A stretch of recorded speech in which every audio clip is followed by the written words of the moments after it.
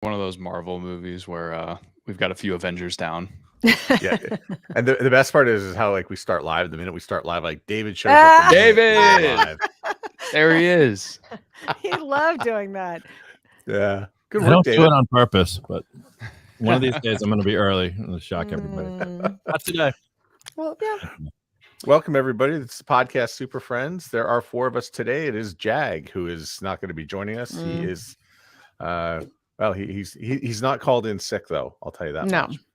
All right, he's on assignment. We can say he's on assignment. His PTO doesn't kick in for this. That's right. So let's go around and see who's with us today. We'll start in the Fort Worth area. Howdy. I am Johnny Podcast, sporting my 7-0 TCU Horned Frogs, number 7 in the nation. Go Frogs. Coming to you live from Fort Worth, Texas. I am a full-time podcast producer focusing on audio and video production. And from Alabama, Louisiana. From Baton Rouge, Louisiana. I'm wearing purple for LSU Tigers. Go Tigers today. And we'll see about that to Johnny Podcast. My name is Catherine O'Brien. My company's Branch Out Programs, and I'm a podcast producer here in beautiful Baton Rouge, Louisiana. Massachusetts. Hello. Hello, Massachusetts. David Yaz, Boston Podcast Network, pod617.com, full podcast production services. Not wearing a Patriots shirt today because we suck. Ooh. We didn't do so well last night. I believe you're up next at quarterback. Seriously, I'll take anyone working at Burger King now can just suit up as far as we're concerned. Yes, we have problems. We're recording this. It is October 25th of the year 2022. And on planet Earth, doesn't really matter where you are, the word recession has come up. And so the idea was sort of tossed out there by myself. How do you recession proof your podcast? And the one answer we will not accept is we're going to cancel our subscription with you, Matt. I think when we talk about that, we want to find ways to avoid putting the podcast aside, because I think in a recession, one of the things that I learned in radio and being in media is that the first budget to go before a recession hits is the advertising budget. I think we know that it's the wrong thing to do, but it's just what we do. I could always see that the sales department could see this coming when it happened. And so what are some of the things that you might think of off the top of your head to recession proof your podcast as we look at your podcast being a form of marketing and business? Start with Johnny. And I guess I'm approaching this more from like the production side. So I guess recession proofing meaning like I look at it more from a cost saving standpoint. So I wouldn't say necessarily you need to go out and like fire any one of us and learn how to produce your podcast on your own, because that's just going to add a whole slate of stress on top of the plate that you're already dealing with. So if you're thinking about upgrading equipment, maybe you're pushing that off 6 months, just making do with everything that you have, but really just streamlining the process as much as possible to save time.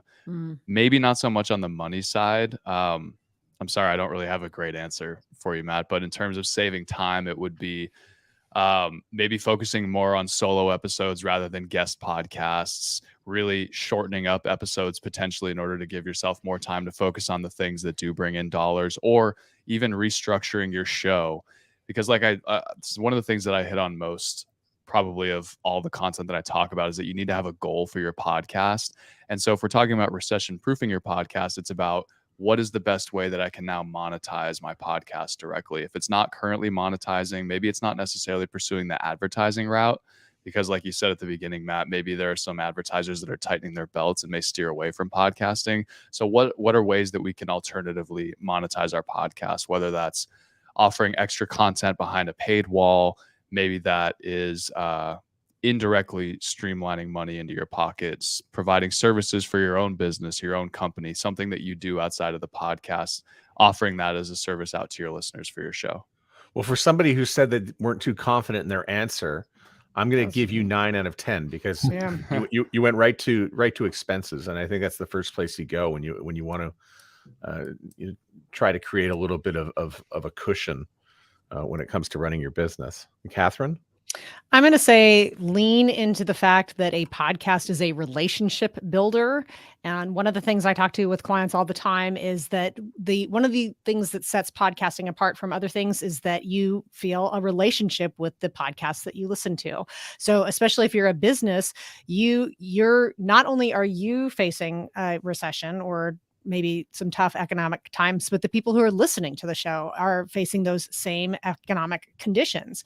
So I'm going to say that this is the time that you really lean into that relationship. And if you haven't been thinking about your podcast as a way to really connect with your listeners, maybe this is the chance to do that. You're going to be asking for engagement, asking for feedback, explaining the landscape as you see it, putting yourself in the shoes of your audience, and taking a walk around there, seeing what your audience is facing, and maybe bring all of those things to the forefront of what you're talking about in the podcast to strengthen that relationship. Because economics, that cycles come and go, they go up and they go down. And if we're going through a down, you want to still be in connection with people on the other side of that.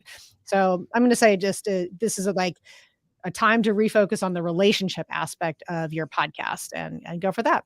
I think that's an amazing point, Catherine. Sorry, Matt, to jump in, but in terms of especially if you're doing a guest focused podcast, it's really the interview focus.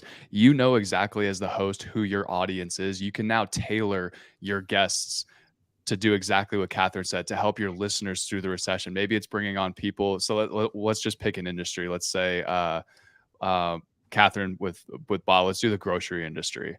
Let's say that a lot of your guests or a lot of your listeners are working in the grocery industry. So maybe you now tweak the types of people you're bringing on to not necessarily talk so much about the industry, but people that are owners of grocery stores or grocery related businesses, food providers, farmers, people in that, all of the branches of the tree that lead up to the overall grocery industry. And again, this is going to be different for your podcast, but bringing on people that are experiencing different parts of the supply chain, experiencing the recession in different parts of the supply chain. How are they tackling it? What are things that they're seeing? How are they trying to strengthen their own businesses? Because it's likely that your audience are going to be people in a lot of those same field, and that information is going to be super valuable to them. That's great. David?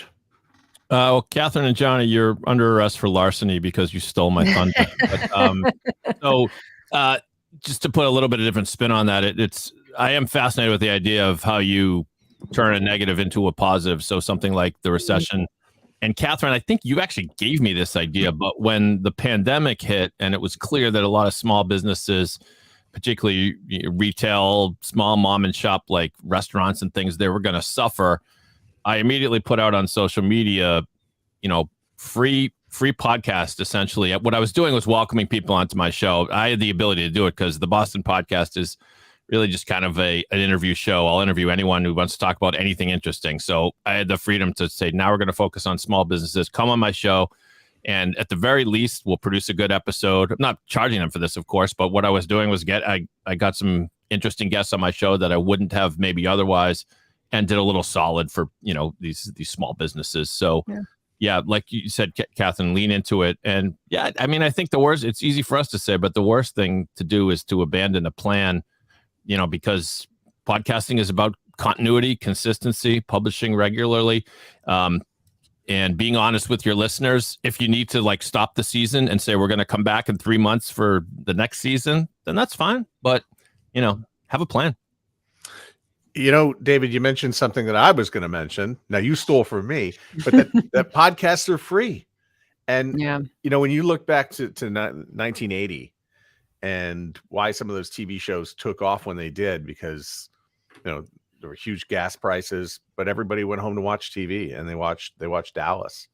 That was one of the shows that really took off in that era because people were at home and they weren't going to movies as much anymore. So podcasts are free. And we talk about, I do feel though, for the people who have gone and taken the jump into creating subscription podcasts, I would be a little bit worried about subscriptions like on Patreon. You might see a little bit go down over there from that side. And I think, Johnny, you raised a good point about how would we replace that revenue? Yeah, no, I as soon as Catherine started talking about focusing on your audience, I immediately regretted saying hey, you should start a Patreon for yourself, because like you said, it's really about the audience. And now the onus is on you, because you're right, Matt. People will probably reconsider, okay, do I need to pay this? But on the other hand, there's a lot of other expenses that people could cut. Like if it were me in my position and I needed to cut expenses fast, I would cut Disney Plus, I would cut Netflix, I would cut all of those subscriptions where it's content that I don't necessarily care about because it's just sort of a pile of stuff that I need to sift through.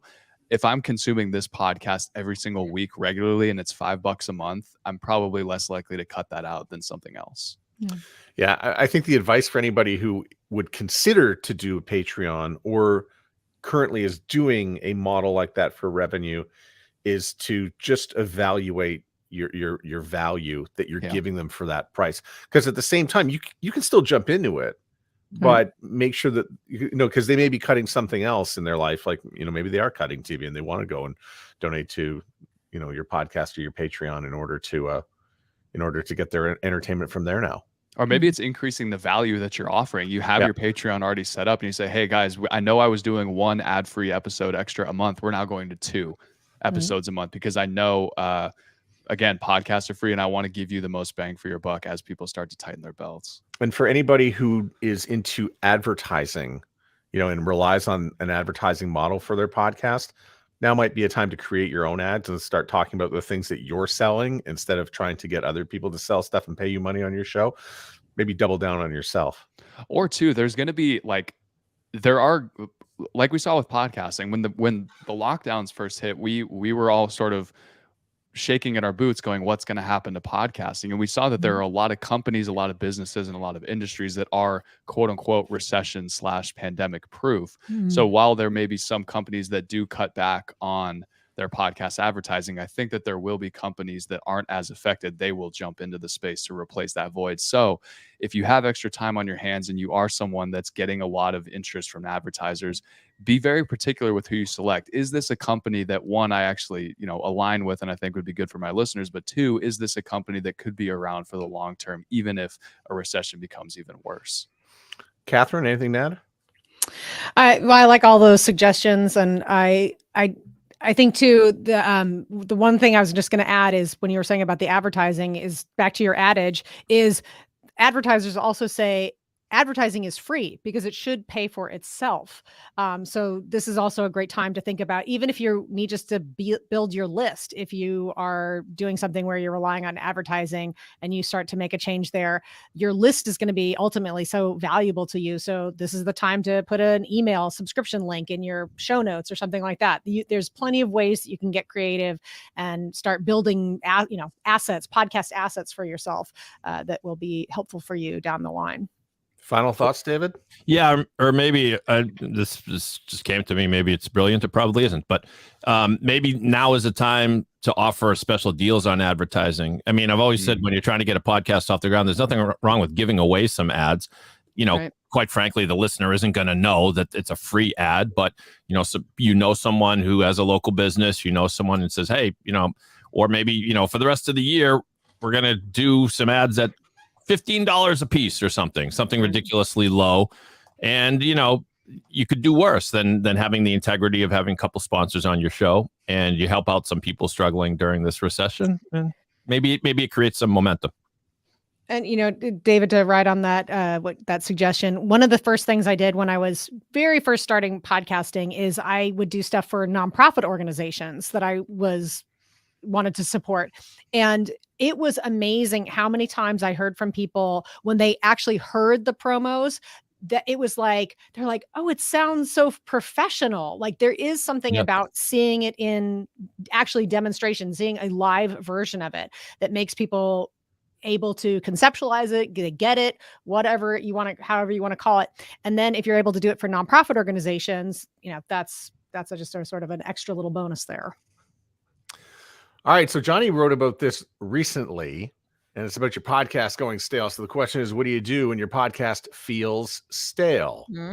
Johnny, some background. So I was writing about this on my newsletter, and it went out on Monday. You can find it on my Twitter page if you want to read the whole thing. But essentially, what I got down to thinking about was you get to a certain point in your podcast where you start to feel like you're on autopilot, not necessarily with the types of guests that you're having on if you're doing an interview show, but it just sort of feels like you're doing the same thing over and over and over again. And with a lot of things in life, whether that's Facebook seeing the introduction of Instagram or Instagram seeing the introduction of TikTok, there's always a next shiny new thing on the horizon to take your listeners' attention away from you. So after a certain point of doing your podcast, I pitched it around the 2 to 3 year mark. I think it's time to think about starting injecting some fresh blood into the podcast, whether that's bringing on a co-host. That's a big change. Don't do something like that. Something not to take lightly. But some of the ideas that I just wanted to throw out there are introducing a new recurring segment. If you have high listener engagement, start a mailbag. You can create a Gmail account really easily, have listeners submit questions, stories, life advice, things like that. Those are some of my favorite segments on podcasts that I listen to, is getting to actually interact between the host and the listener base. Changing up your show's music, intro, outro, things like that, just so that's sort of a cosmetic tweak that you can, it's like putting a fresh coat of paint on the podcast. You're not necessarily changing the DNA of the show, but you're adding something new and fresh to keep listeners sort of interested and engaged, so they're not skipping through things all the time just to get to the content.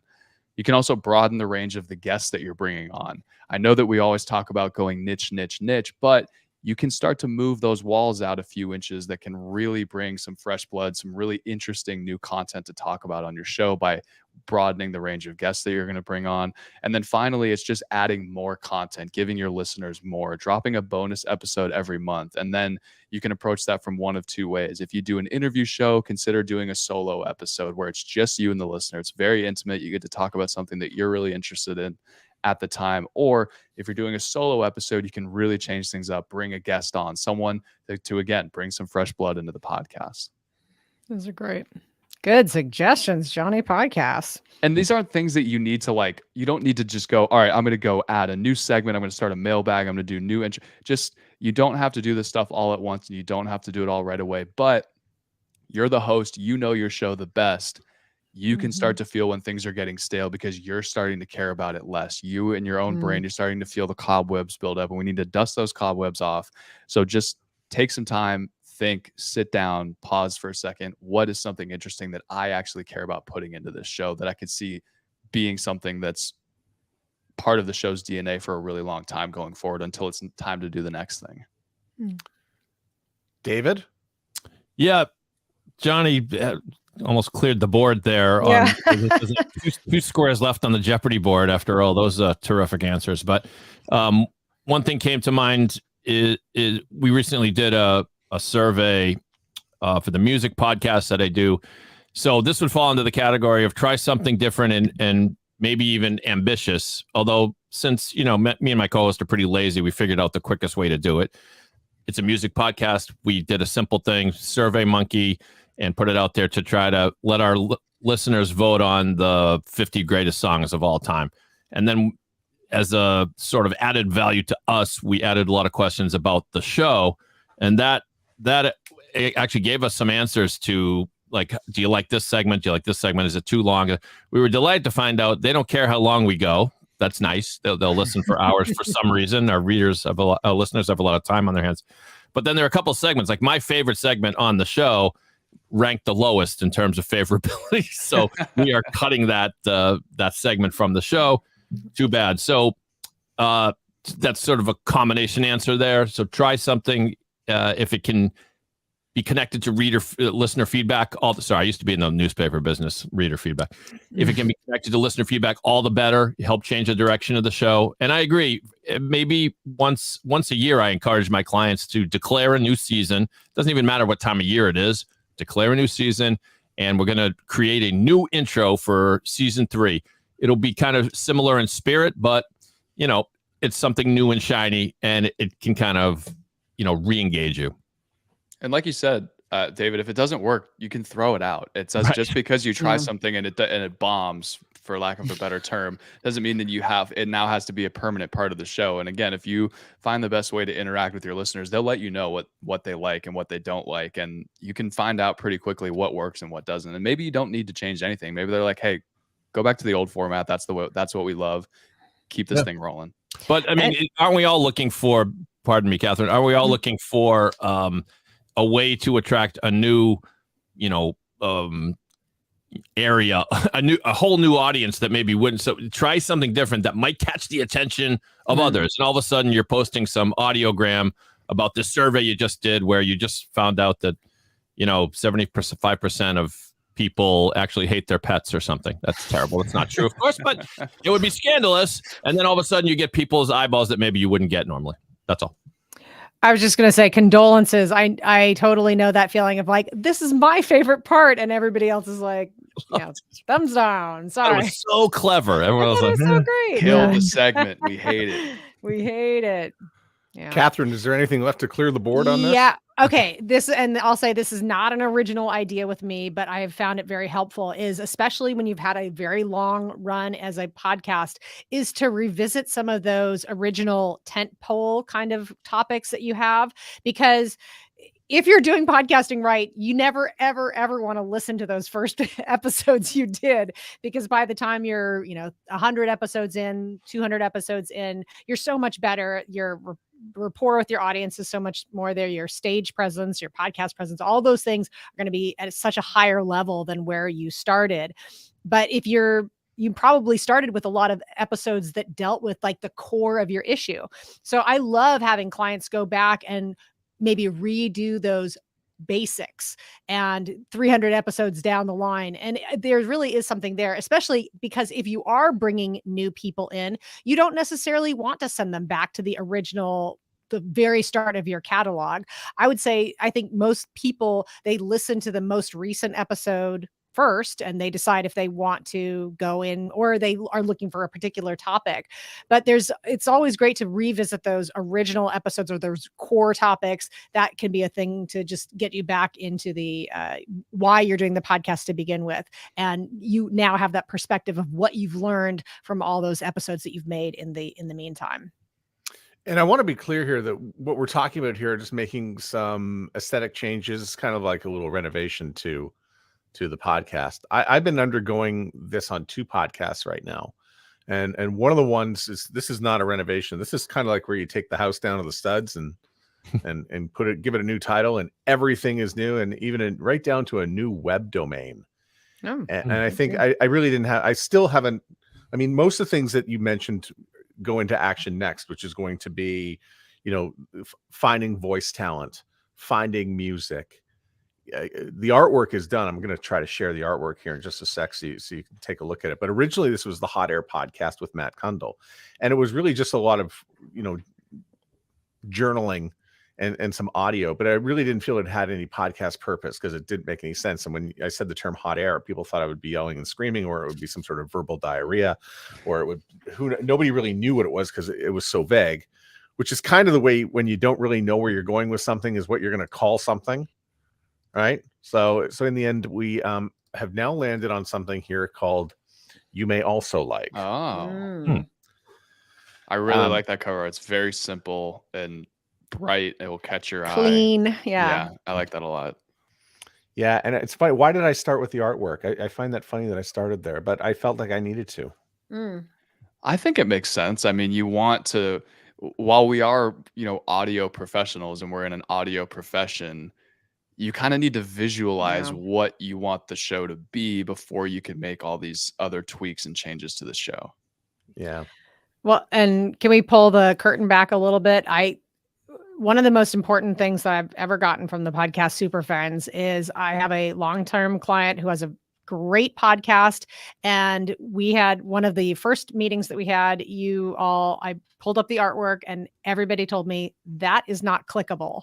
And we have since redone the art and it is now clickable. And everybody really pointed out to me, I think it was just being naive and a little bit in denial about how much clickable is important to your podcast. That is clickable. What you're showing us right there, I would click that. That it's totally critical to whether somebody new is going to be listening to your podcast. Well, David, do you like it? I like it, but I want to know more, which is kind of the point. Yeah. So this whole time I've been staring at that logo, trying to determine You May Also Like is a phrase for this generation. And I know what it means. It means when I'm watching Netflix, I'm watching this thing, and then Netflix tells me you may. But I want to know what it means for your podcast. So what does it mean? It basically, I'm trying to create enough latitude so I can interview whoever I want. So if I bring on somebody who likes fishing, you may also like, and the title of the episode is going to be fishing, and we'll talk about that person. I'll give a background. I can do still a little bit of personal documentary on them. I was kind of doing that anyway. I mean, interviewing is what I do best. And so I thought, can I create a little space here and have an interesting podcast sort of outlet where people can come to it and get some interesting stories in the end? So it's sort of your like bowl of clay that you just want to set yourself up with and just sort of mold it as you see fit, which is sort of the opposite of what we teach with niching down, but also at the same time, this is a creative endeavor. Right. So you are building out a niche of what Matt finds interesting. Yeah, well, it's Matt's storytelling. Exactly. And your audience is listening to you because a big part of why they tune into the podcast is because they enjoy listening to you. And they'll likely have the same interests as you. And so I think that is a smart way of approaching it. I wonder if a lot of podcasters have this challenge, Matt, because I have the identical challenge as you, because I have a show, the Boston Podcast, which is, to borrow a phrase from a popular 90s TV show, a podcast about nothing. It's about whoever I interview, and kind of along the lines of what you're saying. I want to interview interesting people, and to be, quite transparent and honest about it, I use it as a vehicle to kind of keep my business going and to spread the gospel of podcasting generally. So I have labored over this thought for years now. How can I create a show that has a different guest who does something different every time, and have the listener still want to come back because it was that good a show? And I've thought about turning it into a game show where there's kind of a point to it. There's like a beginning, there's a challenge, and an end, and they get a grade or something, but I'm still not there. So if you come up with the magic answer, you and I should talk offline about this. Both of you are trying to circumvent what, like Johnny said, you're trying to circumvent what we tell other people. But I would say both of those podcasts are satisfying their mission. They're doing their job. The podcast is doing its job. So that is fine. But you're right. In general, we would be telling people something different about, you can't have a show that is just, this is for everybody who, that's the classic one is like, you can't say this show, who is the show for? Everyone is not an answer. Yeah, you're right. But I should maybe leave it alone, because the goal of my podcast usually is for the guests to enjoy the experience and have something to share with their audience. Yeah. So done. And who cares? Who cares if people come back the next time, Okay, so let me throw a crazy question out here and just say, maybe I don't want people to subscribe and follow the podcast. I just want them to hear the individual episodes that they're interested in, because the episodes will have a strong niche. Yeah. I think that's great. Then you're hitting your target. Yeah. And because you're not asking someone to say, hey, sorry, David, you're not asking someone to now drop this show into their rotation of what we've talked about. They got about 8 podcasts, and something's going to get on the chopping block. But if it's something that I'm still going to be subscribed to the podcast, or I'm still going to follow the podcast, I just may not listen to every single episode. I'm going to see every other week, wow, I actually really want to listen to that one. Boom. And click that one. And you might get traction from places you don't like. I have had a couple of PR people find me somehow, and now they keep sending me their clients, and usually they're great guests. And so that and maybe each one of them is going to draw a completely different audience every time, but I'm making the PR person happy. They keep sending me good guests, and I'm inviting more people into my world of podcasting. So one of the reasons I actually started that other podcast was if I could interview them, I would get them, they would become excited about podcasts, and they could possibly down the road become a client. Absolutely. You just gave away my secret. So I'll just tell better stories this time. I mean, listen, deep down, I want to become sort of, a podcast like star and host. I've always wanted to be a radio host, like the top of the game, that sort of thing. Yeah, but I still aspire to it at the age of 42. Matt, can I ask you a question? Nobody blinked when I said that. Excuse me, I'm blinking. So you've got the name change, you've got the new artwork. For those listeners out there that are considering doing the same thing, because I recently did this with my podcast, a total change up, didn't change the name, but new artwork, new music, like new branding. what does the rebrand launch look like? Is there a new trailer that comes out, a short episode that you record, say, hey, everybody, it's Matt. Here's what's happening. Here's what's happened. Here's what's going to happen. I'm so glad you brought this up because I have thought about this. And I think there will be, using the power of dynamic audio insertion, I will congratulate previous time travelers for going back and discovering those Hot Air podcast episodes. I'll just have a quick explainer. Just mentioning, hey, thanks for listening. This was, you're going to listen to this episode. It was called the Hot Air Podcast back then. Do enjoy. That'll be for the older episodes. And is there a way from the hosting standpoint to have the original artwork on the Hot Air podcast and have only the new artwork on only the new episodes? Yeah, there were about 30 some odd episodes. I just changed the artwork. Okay. And it didn't retroactively change the older artwork? No, it will. I can go in. I haven't done it yet, but I will put it in. It will change automatically. Okay. And quite nicely. I'm not too fussed. Sometimes when we want to make changes, we get really hung up about our past. So I notice like whenever I want to move some like a pod, people from one podcast host to another. Oh, but I'll lose my stats. And I'm like, we'll just print them off and put them in a drawer. Write them down. Where you never look at them again. Yeah. Well, but I have 1 million downloads. No, you had 1 million downloads. Yeah. Screenshot that now. Frame it. Yeah. All right. Well, thanks for all that help with that stuff. But by the way, the voice stuff and the trailer, like definitely a trailer, and definitely looking for some voice talent to. I just don't know who the person is yet who's going to be. It might be me. One more thing that I've seen. I don't know how much pull you would have with your clients that you're currently managing, but I've seen this a lot on other podcasts where they will pay to have sort of their trailer episode go out on other shows. And it's always called introducing X name of the podcast. And it's the host of that show saying, or it's you and you're recording, you just send it to them, but it goes out on their feed saying, hey, here's a podcast you might be interested in. I've seen it specifically. I saw JJ Redick has a podcast called The Old Man and the Three. And they did a whole like 2-minute episode teaser saying, hey, here's a trailer for the new Lord of the Rings, Rings of Power podcast that's coming out. Totally different audience, but we're promoting it on their feed. So I don't know if that's something that you've considered as well. Oh, in fact, I actually did that with the Sound Off podcast. I had somebody has a podcast. Jeff Woods launched the Blue Hotel, which is exactly what you think it is. And it's I came on first, introduced Jeff, and mentioned that he was he has one podcast, but he's starting this brand new podcast, and I left it in the feed for a month. And then I wondered what to charge him. And how would I go about charging him?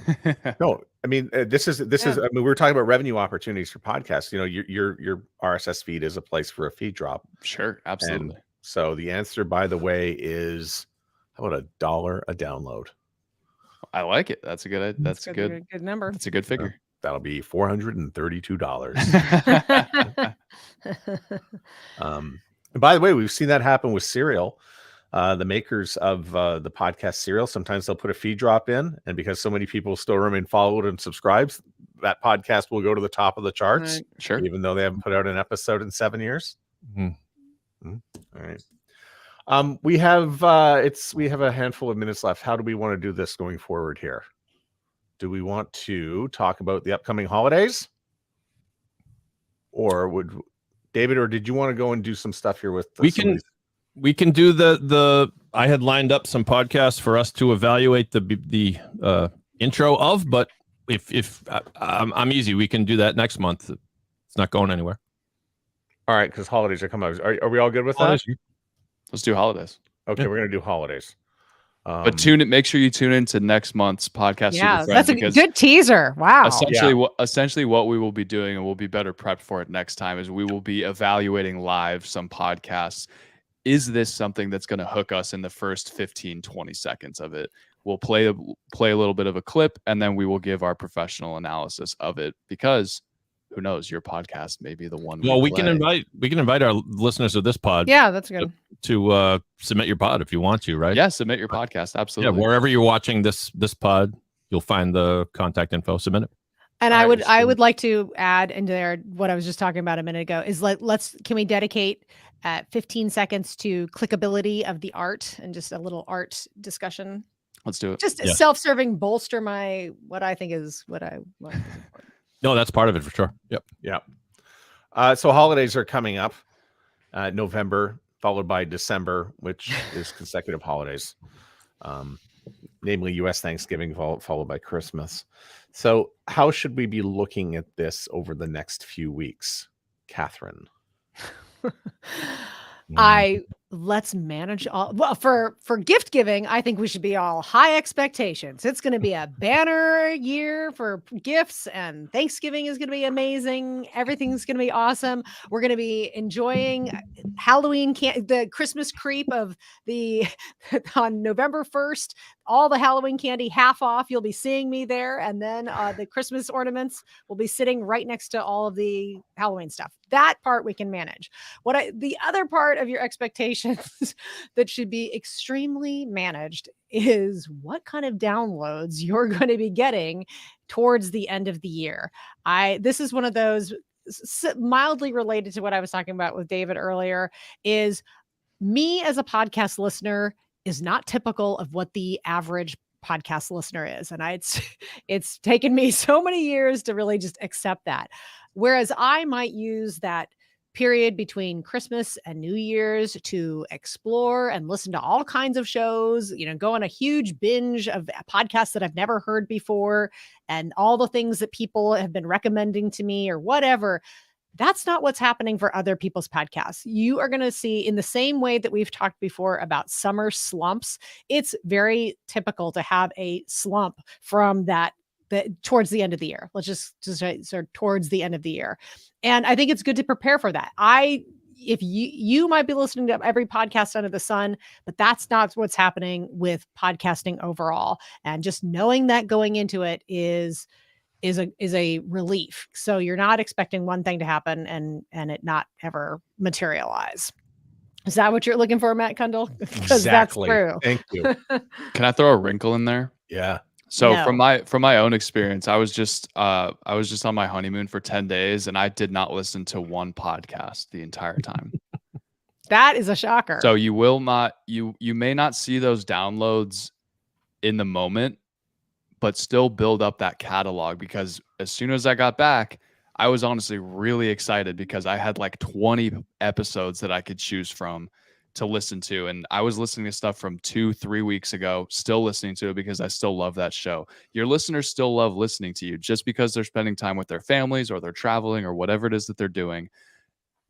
Don't let that deter you from putting out content, because it's still going to be there when they get back to their real lives and they're still going to find time to consume that content. It just, honestly, I prefer to binge episodes. So it was actually really nice to have like 3 episodes in a row that I could listen to and stick the needle directly into the vein and just get all of that content. Matt coined the term that I now use for that. It's delayed downloads. You are going to get the downloads, but it just might not be within the window that you're expecting. Well, I have a theory that is probably, I don't know if it's grounded in science or fact, just from some observations, but that, you can almost draw a line in the sand between podcasts that you need to listen to and then podcasts that you just enjoy listening to. And some of them may be both, which is great. But the ones that you tend to need to listen to tend to be business podcasts, things that have the spirit of education, maybe of your industry or things like that. And some of the podcasts I produce are for lawyers and other professionals. And you can tell that people are actually listening at their desk at work, because if you look at the stats, the app that people use is their web browser, which is unusual for podcasts as a whole. Typically, people are listening on their phone.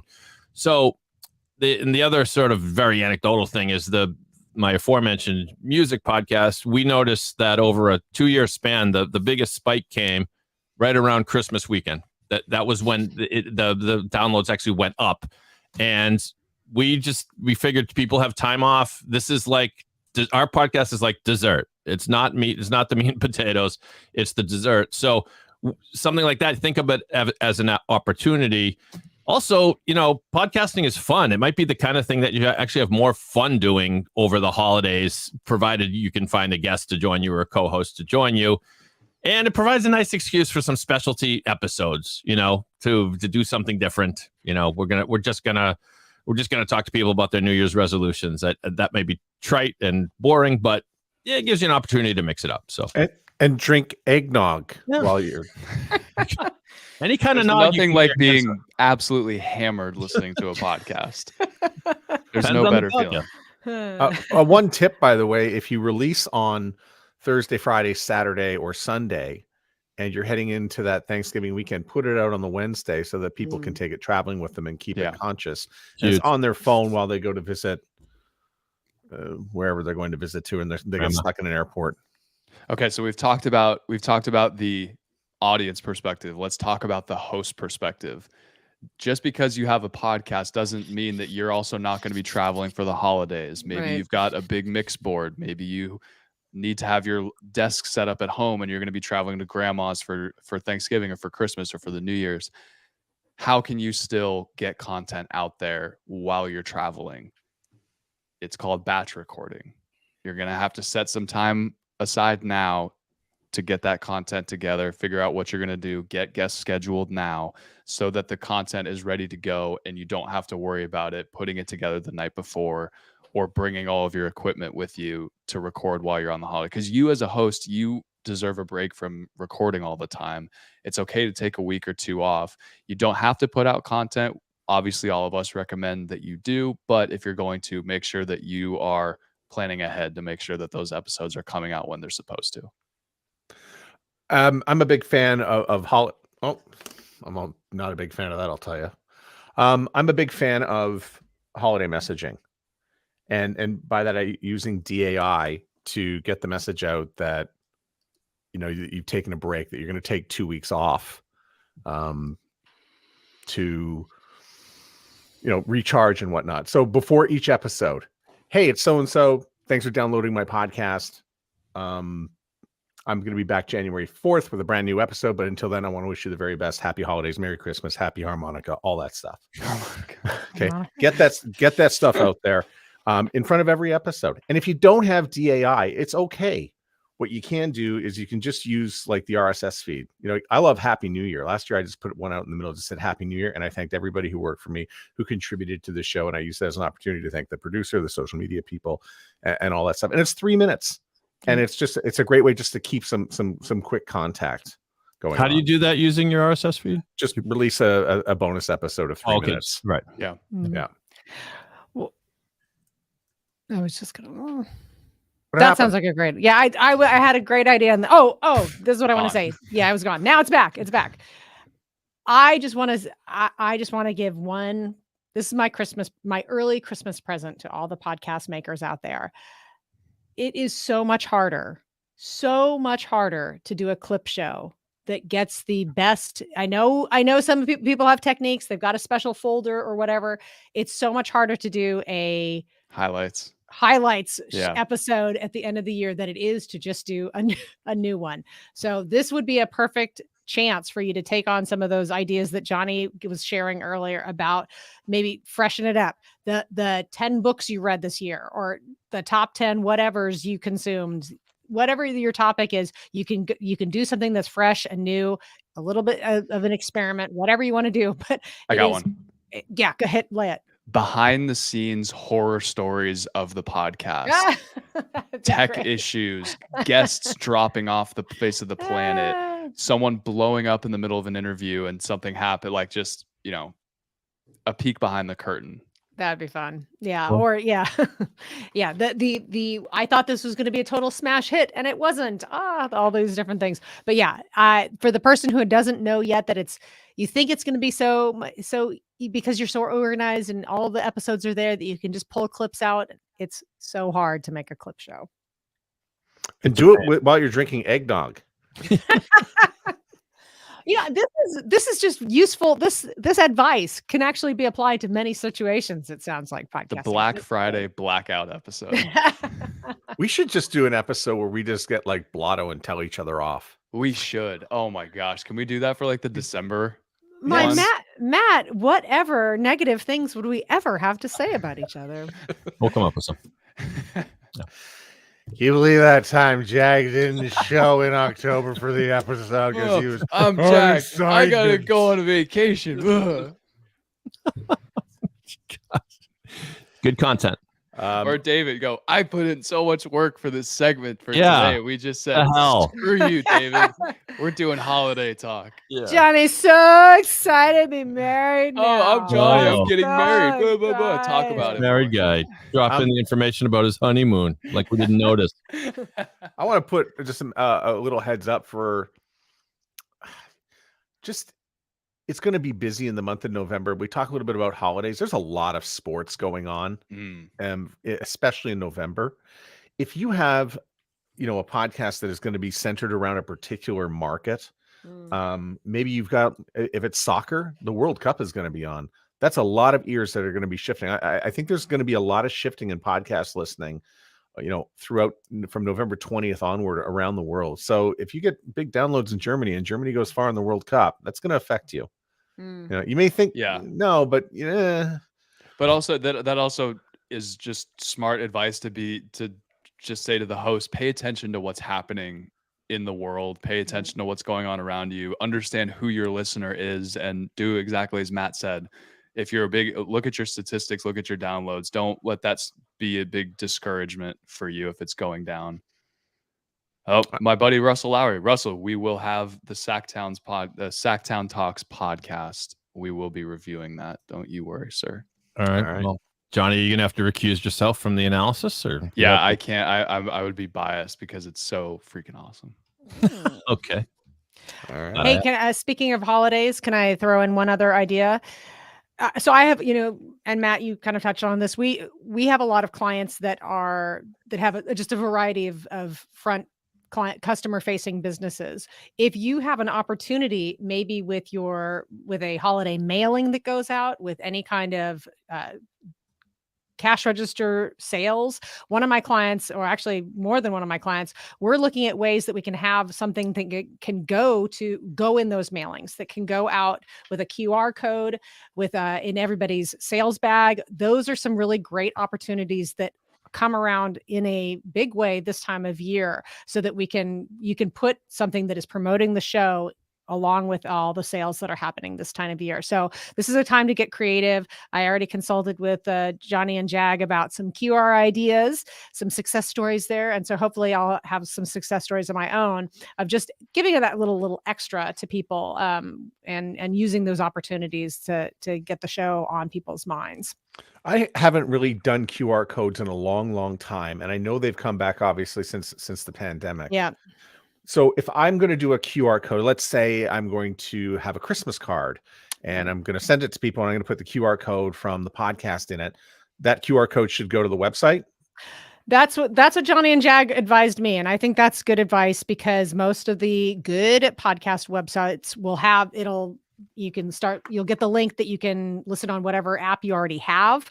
It'll have all the links to the apps. That just seems like a safe option to me. Do you have any other suggestions? No, I would agree. Sorry, Dave, go ahead. No, I was going to say, I've done it with using the Apple Podcast link. And that way, when most people are picking up a QR code, they're using their phone, right? So, you might sacrifice some people who don't have Apple Podcasts. They have Android phones or whatever, but vast majority of people listen on Apple Podcast apps. So why not have it go right to the Apple Pod? It'll open their app, take them right to the spot where they can follow your podcast. Yeah, advice is applicable for North America only. And you may not want to, like exactly what everyone else said. You may not want to direct it directly to a specific episode, because by the time you create the QR code, print it out, it could be 3-4 weeks. You get it in the mail, then you send it out. You may be 4 or 5 episodes ahead by the time that QR code hits somebody's mailbox or hits their email inbox. Well, I'm sticking with too.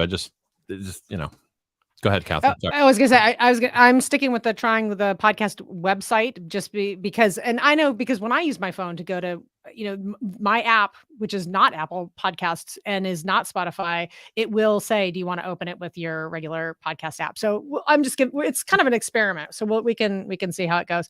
I do want to just give a little fun tip though.